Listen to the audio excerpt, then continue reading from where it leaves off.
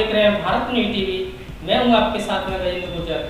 चलिए शुरुआत करते हैं आज की कुछ खास खबरों की। जबलपुर के कटंगी थाना अंतर्गत बोरिया गांव में एक शख्स ने अपनी पत्नी की कुल्हाड़ी से गर्दन पर वार कर हत्या कर दी।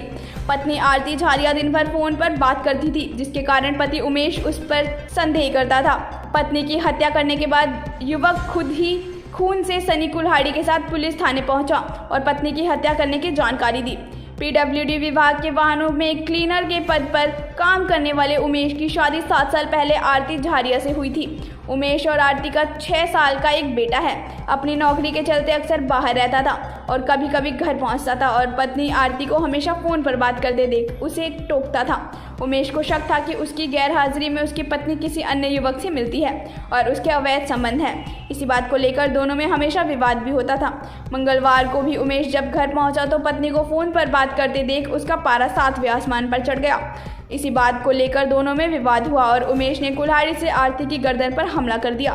कुल्हाड़ी के वार से आरती जमीन पर गिरकर तड़पने लगी। इसी दौरान उमेश ने एक और वार कर दिया, जिससे आरती की कुछ देर बाद मौत हो गई।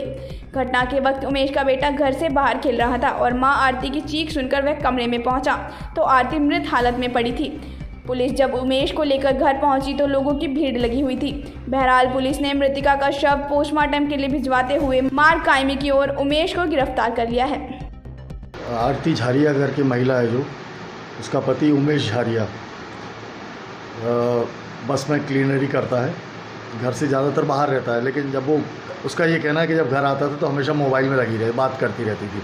पता नहीं किस चीज़ से बात करती थी। उसको चरित्र पे उसके संदेह हुआ था। कल भी इसी बात को लेकर उससे लड़ाई वड़ाई हुई थी और इसी लड़ाई के दौरान उसने उसको कुल्हाड़ी से वार करके उसकी हत्या कर दी थी।